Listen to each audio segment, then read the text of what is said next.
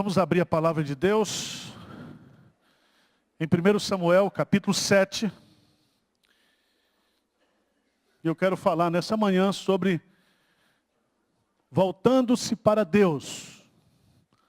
Voltando-se para Deus. E nós usaremos como referência o texto de 1 Samuel, capítulo 7, a partir do versículo 2. Sucedeu que, desde aquele dia, a arca firou em Kiriat Jearim.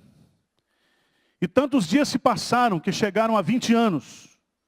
E toda a casa de Israel dirigia lamentações ao Senhor.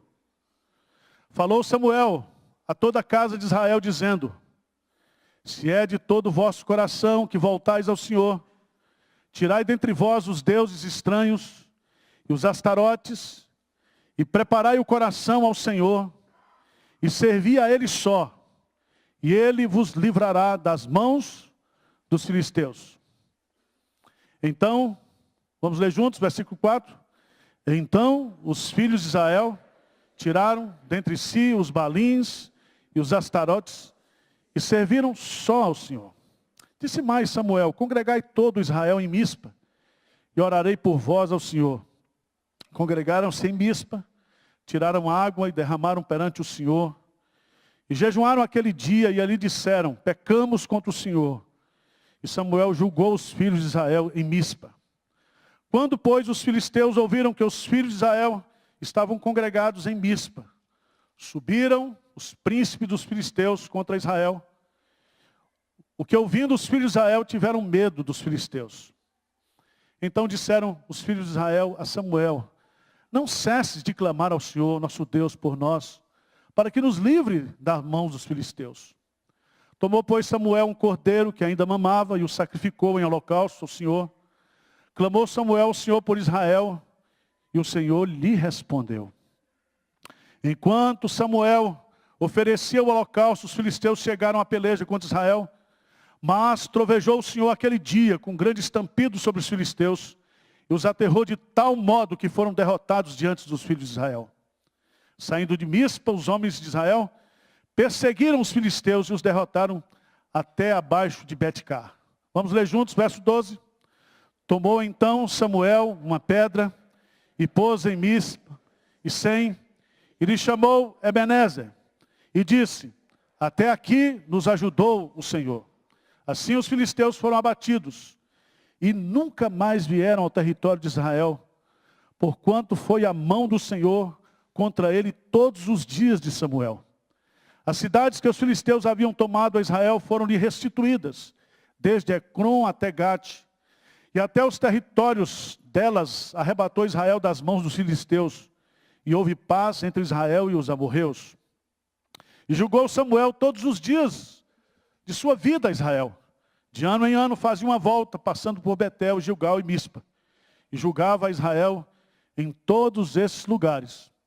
Porém voltava a Ramá, porque sua casa estava ali, onde julgava a Israel e onde edificou um altar ao Senhor. Amém? Voltando-se para o Senhor. A coisa mais fácil para mim e para você como crente é nos revoltarmos e nos afastarmos de Deus. O pecado tenazmente nos assedia. E se cedemos às tentações, nós podemos cair e isso nos afasta de Deus. Se somos provados, se passamos por provações, por tribulações, isso pode gerar em nós um sentimento de desamor da parte de Deus, e muitos se afastam de Deus nas provações. Mas, meus amados irmãos, o profeta Oséias diz que o nosso coração, ele é inclinado para se desviar de Deus. E às vezes não há motivos na minha vida, nem na sua vida, para nós nos afastarmos de Deus. Às vezes você se afasta de Deus, não tem nenhum motivo. Você começa a deixar de vir para a igreja. Você começa a olhar para os defeitos da igreja, para os pecados do povo da igreja. Você começa a colocar a igreja e o relacionamento com Deus fora da sua agenda, daqui a pouco você está gelado, está frio. Esse texto é muito interessante, porque os filisteus, eles invadiram a Israel, derrotaram Israel e levaram a Arca da Aliança, a Arca de Deus, para o território dos filisteus. Mas a presença de Deus no território filisteu, porque a arca representava isso, trouxe tantos problemas, que no capítulo 6 os filisteus enviaram ou devolveram para Israel a Arca da Aliança. E ao invés da Arca da Aliança ir direto para Jerusalém, a Arca da Aliança ficou lá em Kiriat Jearim, na casa de Abinadab. E Eleazar, o seu filho, que era levita, que era sacerdote, cuidou da Arca do Senhor. E veja, do versículo 2, que diz assim: sucedeu que desde aquele dia, a arca ficou em Kiriat Jearim, e tantos dias se passaram que chegaram a 20 anos. Preste atenção, que uma coisa simples, um fato simples, o fato da presença de Deus não estar em Jerusalém, mas está em Kiriat Jearim, fez com que o povo passasse longe de Deus, afastado de Deus, durante 20 anos. E eu pergunto para você que está aqui nessa manhã, você que está nos assistindo pela internet, há quanto tempo, há quantos dias, há quantos meses, há quantos anos você está longe de Deus, você está afastado de Deus? Quais são os motivos que você tem para ficar longe de Deus, afastado de Deus? Você foi criado na igreja, sua família era uma família de crentes, você aprendeu o evangelho, e por que você está longe de Deus? Por que você está afastado de Deus? Diz o texto sagrado que esse afastamento gerou lamentações. Veja aí, no verso 2. E tantos dias se passaram que chegaram a 20 anos. E toda a casa de Israel dirigia o quê? Lamentações ao Senhor. Preste atenção. Afastamento de Deus leva o sujeito a ficar lamentando para Deus. E lamentações aqui é choro, é reclamação, é murmuração, é revolta. E é tão interessante isso, irmãos. Porque a gente encontra muita gente que passou pela igreja, viveu na igreja, é filho de crente, neto de crente, já foi usado por Deus na igreja, já teve cargos da igreja, já trabalhou na igreja, já está envolvido com Deus, está fora, afastado. Mas Deus levanta Samuel. E é tão interessante, no versículo 3, observe aí o que diz o texto. Falou Samuel a toda a casa de Israel, dizendo: se é de todo o vosso coração, que voltais ao quê? Ao Senhor. Então preste atenção, que esse verbo aqui, voltar ao Senhor, significa restaurar a comunhão, significa conversão, significa arrependimento, significa restaurar a comunhão com Deus. E aqui nós vamos encontrar pelo menos três passos que fazem parte dessa volta para Deus, desse retorno para a comunhão com Deus. O primeiro deles está aí nos versos de 2 a 4, se chama arrependimento. Arrependimento. Porque voltar aqui para Deus significa dar, uma meia volta. Você vai num determinado caminho e você então muda. Você faz um giro de 180 graus e retorna para Deus. E esse retorno envolve a sua mente, esse retorno envolve o seu coração, esse retorno envolve a sua vontade, a sua volição. É uma mudança de mente, é uma mudança de sentimento, é uma mudança de coração, é uma mudança de atitude, é voltar-se completamente para Deus. E o texto coloca alguns detalhes que são muito interessantes. Primeiro, esse voltar para Deus tem que ser de todo o vosso coração, está no versículo 3. Mas há outro detalhe, no versículo 3, tirai dentre vós os deuses estranhos e os astarotes. É uma volta, é um arrependimento de todo o coração, e é uma volta que exige de nós tirar todos os ídolos, tirar tudo aquilo que está ocupando o lugar de Deus na nossa vida. Significa nós rompermos com aquilo que está ocupando, que está reinando o meu coração no lugar de Deus. Porque se eu estou afastado de Deus, eu estou servindo a alguma coisa. E a Bíblia diz que nós não podemos servir a dois senhores. Ou nós servimos a Deus, ou nós servimos a Mamon, ou nós servimos a nós mesmos, ou nós servimos ao diabo, ou nós servimos aos prazeres dessa vida. Nós não podemos ficar sem servir, sem adorar.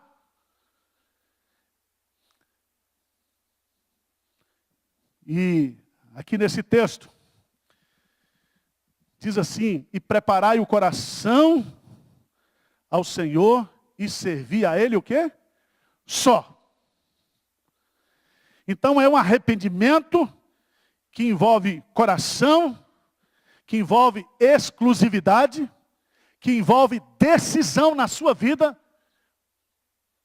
Tem que tomar a decisão de voltar-se completamente, de arrepender-se completamente para Deus. E é tão bonito, irmãos, que nesse contexto de arrependimento, há uma promessa. E Ele vos livrará o quê? Das mãos dos filisteus. Versículo 4, lê comigo, o que é que diz? Então, os filhos de Israel tiraram dentre si os balins e os astarotes e serviram o quê? Só o Senhor. Então preste atenção. Não adianta você ficar dizendo Senhor, Senhor, se não fizer o que Ele manda. Aqui é uma decisão. Eles se arrependem, eles recebem essa proposta de exclusividade para Deus, eles recebem a promessa de livramento e eles tomam a decisão. A narrativa é clara, a narrativa é evidente. Tem muita gente, meus amados irmãos, que volta, mas não volta, que volta, mas não volta, que toma uma decisão, depois se arrepende durante a semana, continua no pecado, continua longe de Deus, não rompe completamente com aquilo que está o afastando de Deus, o afastando da comunhão dos irmãos. Então, o primeiro passo para nós voltarmos para Deus é o arrependimento. Mudança de vida, mudança de atitude, mudança de sentimento, mudança de vontade, decisão de servir só ao Senhor. Mas em segundo lugar, a partir do verso 5, nós precisamos de arrependimento, mas nós precisamos também de oração. Oração. Veja no versículo 5, disse mais Samuel, congregai todo Israel em Mispa, e orarei por vós ao Senhor. Preste atenção, que aqui há uma lição importantíssima, que eu e você como crente precisamos entender. Nós precisamos da oração intercessória. Nós precisamos orar uns pelos outros. Nós precisamos participar dos cultos de oração da igreja. Nós precisamos que a igreja se congregue para orar. Nós não vamos voltar para Deus. Nós iremos afastar-se do Senhor se nós não tivermos a retaguarda da oração da igreja. Nós já temos a intercessão de Cristo. Nós já temos a intercessão do Espírito Santo, mas nós estamos aqui observando que Samuel é claro, congrega o povo, reúne todo mundo. E nós vamos fazer uma intercessão o quê? Coletiva.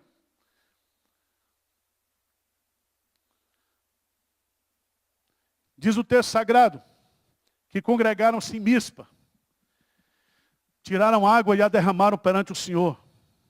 Jejuaram aquele dia e ali disseram, pecamos contra o Senhor. E Samuel julgou os filhos de Israel em Mispa. Oração de intercessão, mas oração também de confissão de pecado, de quebrantamento. Irmãos, nós precisamos entender que ninguém consegue. A Bíblia fala, aquele que pensa que está de pé, cuidado para que não caia.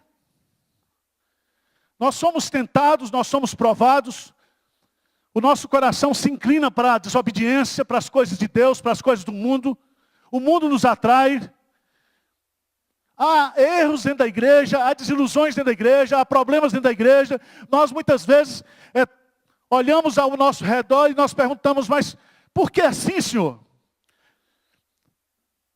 A quantidade de desmotivações, de elementos desmotivadores que nós temos da perspectiva humana, para nós continuarmos na igreja, para nós continuarmos junto ao Senhor, são imensos. São imensos.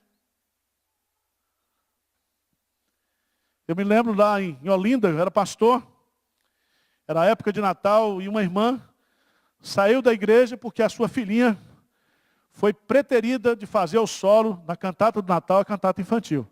E a menina cantava feio. Então tem gente que arruma motivo para sair. Arruma desculpa. Aí eu vou me afastar da igreja porque o pastor não me visitou. E eu fico pensando assim, quantas visitas Abraão recebeu? Quantas visitas Daniel recebeu? Não estou dizendo que não vou visitar não, mas não é motivo. Às vezes a gente fica reclamando, a gente começa a criar razões para justificar o nosso afastamento de Deus. E muitas vezes, é o pastor, né? Diz assim, enquanto esse pastor estiver aí, eu não vou nessa igreja. Não dou oferta, não dou dízimo, não faço nada. Eu quero que esse pastor, se exploda. Irmãos, quantas desilusões nós passamos na vida cristã. Quantas decepções nós teríamos, quantos motivos. Mas veja bem, nós precisamos entender que para nós enfrentarmos tudo isso, é necessária a vida de oração. Oração coletiva, oração uns pelos outros. Oração de retaguarda espiritual. Oração de nós estarmos clamando uns pelos outros, jejuando uns pelos outros. Somente na força do poder de Deus, somente no poder da intercessão, é que nós podemos ficar de pé. Mas não somente isso.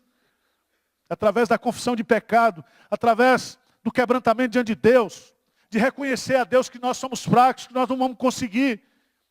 Que a vida cristã, a carreira cristã só é possível pela graça de Deus. A perseverança dos santos não é a perseverança do santo, é a perseverança de Deus em nos segurar, em nos proteger, em não nos lançar fora. É Ele que nos segura, é Ele que persevera. Mas há um detalhe nesse texto. Esse texto vai nos ensinar que nós temos que orar intercessoriamente com o povo de Deus. Nós temos que orar com o povo de Deus do ponto de vista de confissão de pecado. Mas nós temos que orar também por libertação espiritual. Libertação. Veja no texto. Veja no texto. Quando, pois, os filisteus ouviram que os filhos de Israel estavam congregados em Mispa, subiram, príncipe dos filisteus contra Israel. E o que ouvindo os filhos de Israel tiveram medo dos filisteus. Vamos ler junto, verso 8, vamos lá? Então disseram os filhos de Israel a Samuel: não cesses de clamar ao Senhor nosso Deus por nós, para que nos livre das mãos dos filisteus. Coisa interessante isso aqui. Há libertações na minha vida e na sua vida que só Deus pode fazer. Amém? Há coisas, há pecados, há vícios, há problemas na minha vida e na sua vida que só o poder de Deus pode libertar. E aqui, os filisteus exerciam um poder na vida do povo de Israel. O povo de Israel tinha medo. O povo de Israel estava embaixo do tacão da escravidão dos filisteus. E aqui nesse momento em que o povo estava voltando-se para Deus, é nesse momento que vai acontecer o quê? A libertação. Versículo 9, tomou, pois, Samuel um cordeiro, que ainda mamava e o sacrificou em holocausto ao Senhor. Clamou Samuel ao Senhor por Israel e o Senhor lhe... Vamos ler junto essa última frase aí, por favor. Lê comigo. Clamou Samuel ao Senhor por Israel e o Senhor lhe respondeu. Invoca-me e te responderei. Anunciar-te-ei coisas grandes e ocultas que não sabes. Todo aquele que pede, recebe. E é tão interessante porque é nessa volta, com arrependimento e com oração, que acontece a libertação. Irmãos, a oração nos liberta, a oração nos mantém de pé, a oração quebra as cadeias, a oração faz com que tudo que nos prende seja quebrado. E é tão interessante porque a gente começa a observar na vida da igreja que crente que ora não desiste, que crente que ora persevera. Você pega a vida de Daniel e você descobre que durante mais de 60 anos, impérios caíram, impérios se levantaram, pessoas se perderam, mas esse homem tinha uma vida de oração, ele orava 3 vezes ao dia e Samuel prevaleceu e Samuel continuou. Não tinha igreja, não tinha grupo de pastoreio, não tinha pastor para aconselhá-lo, não tinha nada. A oração era o segredo da vida dele. Vida com Deus, vida devocional. Você sabe, e eu sei, que os grandes livramentos que aconteceram na minha vida e na sua vida, e na vida da igreja, se deram por meio da oração. Esse texto é lindíssimo. Lindíssimo. Veja no versículo 10. Lê comigo isso aqui. Enquanto ele sacrificava, enquanto ele orava, o que é que diz? Enquanto Samuel oferecia holocausto contra Israel. Mas trovejou o Senhor aquele dia com grande estampido sobre os filisteus. E os aterrou de tal modo que foram derrotados diante dos filhos de Israel. Quem foi que derrotou? Deus. Eles não deram um tiro, eles não deram uma flechada, eles não usaram espada. E há libertações na minha vida para que eu volte para Deus, para que eu restaure a minha comunhão com Deus, que só Deus pode fazer. Só Deus. Às vezes o que está afastando você de Deus é ódio, é rancor. É coisas que fizeram com você e que você não conseguiu perdoar ainda. E eu quero dizer para você que a coisa que é mais humanamente impossível para eu e você fazer é perdoar. Só Deus, só a graça de Deus, só a misericórdia de Deus pode produzir isso no nosso coração. Eu não sei se existe algum motivo, se existe algum fato na sua vida que faz com que você se mantenha longe de Deus, afastado da igreja, não envolvido com as coisas de Deus. Mas eu quero dizer para você nesta manhã, em nome de Jesus, que pelo poder da oração, Deus pode libertar você. Deus pode quebrar as cadeias que lhe prende. Deus pode derrotar os seus inimigos. E eu quero dizer muito mais do que isso. Eu quero dizer para você que Cristo, Ele venceu. E em Cristo nós somos mais que vencedores. Quando Jesus diz assim, no mundo tereis aflições, mas tende bom ânimo. Eu venci o mundo. Quando Ele diz eu venci o mundo, por que Ele disse isso? Porque se eu venci o mundo, vocês também vencerão. Porque você está em mim. E todo aquele que está em mim é nova criatura. As coisas velhas ficaram para trás. Aquele que está em mim, nenhuma condenação há. Aquele que está em mim é verdadeiramente livre. E meu amado irmão, não há nenhuma prisão, nenhum grilhão que Cristo, que Deus não possa libertar você. O versículo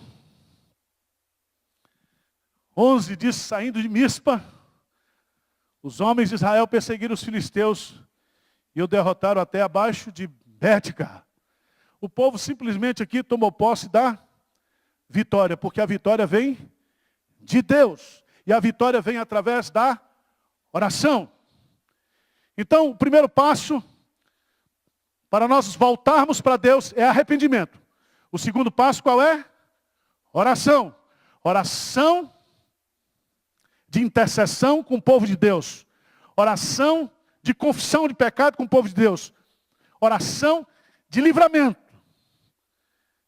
De busca de libertação. Mas em terceiro lugar, voltar-se para Deus significa crescimento. Crescimento. Isso vai dos versículos 12 até o versículo 17. E eu acho tão bonito. Porque crescimento começa com reconhecimento. E no versículo 12, tomou então Samuel uma pedra e a pôs em Mispa, e Sem, e lhe chamou o quê? Ebenezer, e disse, até aqui nos ajudou o Senhor. Essa pedra significa pedra de ajuda. Significa que para nós crescermos na vida espiritual, nós precisamos entender que a nossa suficiência vem de Deus. Que é Ele que nos dá a vitória. E se Ele está dizendo aqui, até aqui nos ajudou o Senhor, Ele vai nos ajudar amanhã, Ele vai nos ajudar até o fim. Ele é o nosso ajudador. Aquele que começou a boa obra na minha vida e na sua vida, Ele vai concluir. E meus amados irmãos, isso é muito importante. Nós temos, do ponto de vista da fé cristã, dois sacramentos que são dois memoriais. O batismo, que nos traz a lembrança, a nossa conversão. E a Santa Ceia, que nos traz a memória, a nossa redenção.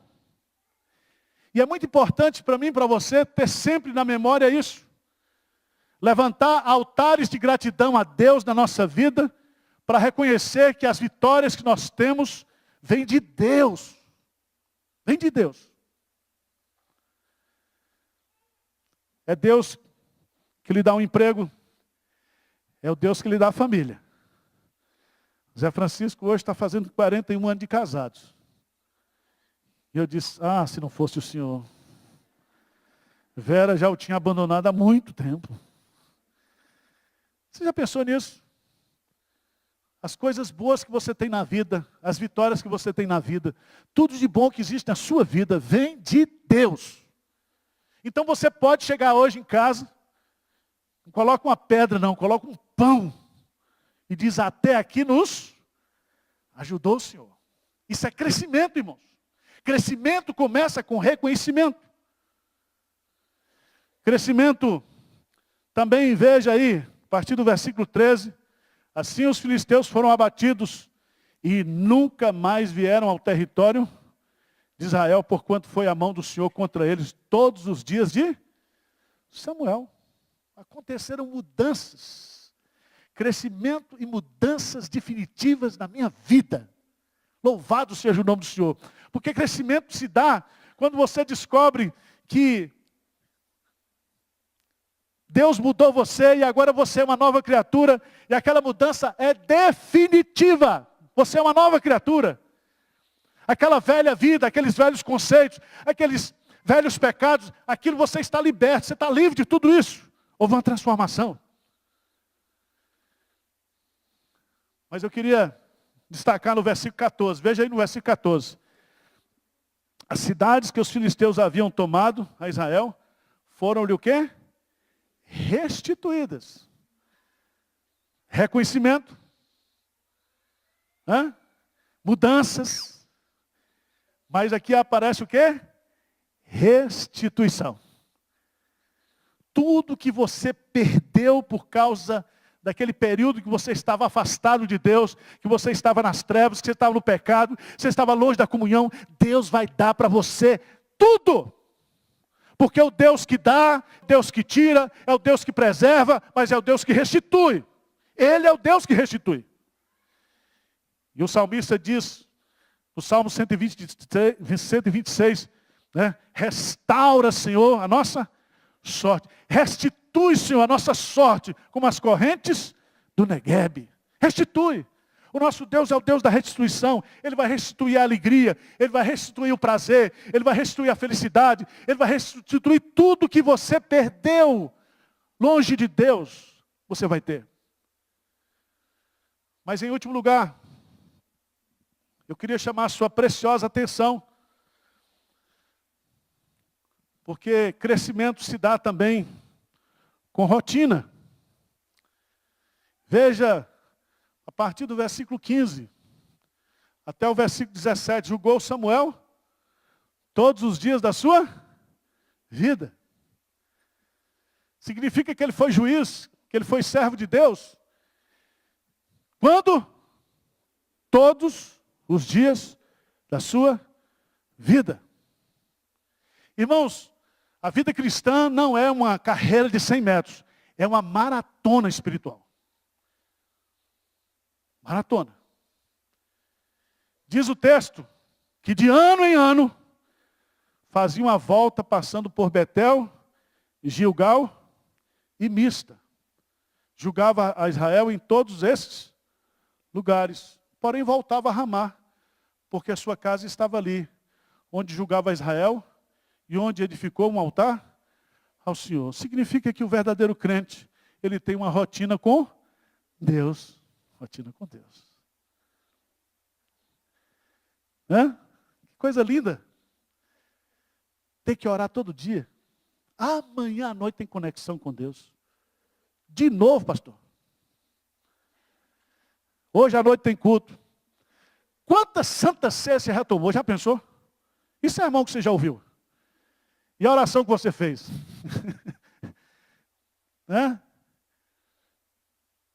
Acho que de Santa Ceia, que eu já ministrei, já comi, daria quase 1 tonelada já, porque é muita coisa. Sem contar os bolos que eu comi na casa dos crentes, né? É uma rotina que exige disciplina, que exige dedicação. Acordar todo dia, orar, ler a Bíblia, dar testemunho, vir para a igreja. Irmãos, isso é uma coisa maravilhosa. O salmista diz, um dia, Senhor, na tua casa vale mais do que 1000 em outros lugares. A rotina de vir para a igreja, a rotina de ler a Bíblia, a rotina de fazer culto, a rotina de servir ao Senhor. Essa rotina aqui eu não estou colocando como uma coisa cansativa, como uma coisa enfadonha, mas a Bíblia fala que nós devemos servir ao Senhor com alegria, porque a alegria do Senhor é a nossa força, a nossa motivação. Mas nós precisamos entender que vida cristã é isso. A vida cristã, nós não podemos viver de espasmos espirituais. Nós temos que ter crescimento, é uma coisa contínua, regular.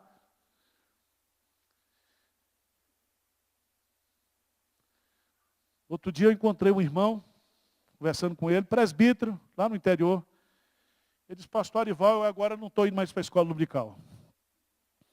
Ele disse, mas por quê, meu irmão? Ele disse, eu já sei tudo. Eu falei, rapaz, você é um fenômeno. Já sei tudo. Tudo que dá lá na escola dominical, eu já sei. Tem gente que é assim, é pai d'égua. Sabe tudo. Irmãos, nós vamos aprender, nós vamos crescer até morrer. Depois que morrer, nós vamos ter o crescimento pleno, que é a glorificação em Deus. Nós estamos em fase de crescimento. Antes crescei na graça e no conhecimento. E o conhecimento de Deus e a graça de Deus, ela é abundante, superabundante, inesgotável. Nós vamos continuar conhecendo o céu. Nós estamos crescendo sempre. Retornar para Deus significa, primeiro passo, arrependimento. Segundo passo, oração. Terceiro passo, crescimento. Vamos ficar de pé, vamos orar, vamos encerrar o culto. Tem gente que já está com fome, indo embora. Fecha a porta, os diáconos, por favor.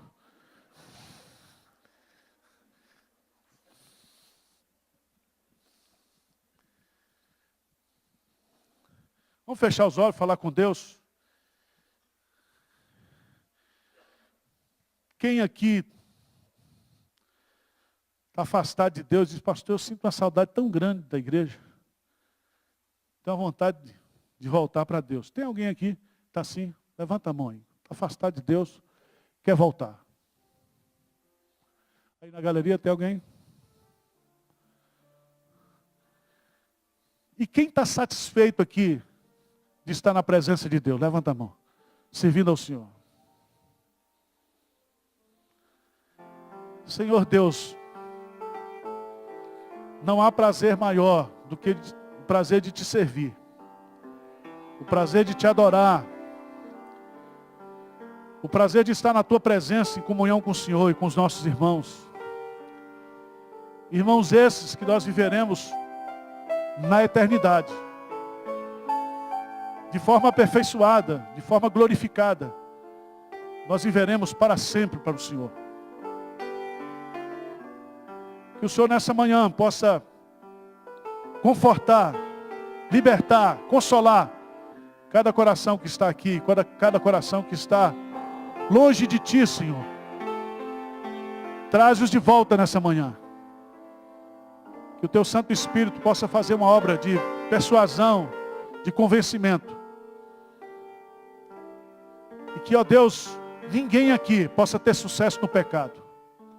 Que o Senhor possa disciplinar. Que o Senhor possa dar insucesso para aquele crente verdadeiro que está achando que longe de Ti tem sucesso. Louvado seja o Teu nome. Porque o Senhor não desiste de nós. O Senhor nos ama com amor eterno. Com amor incondicional. E é no nome de Jesus que nós oramos. Amém.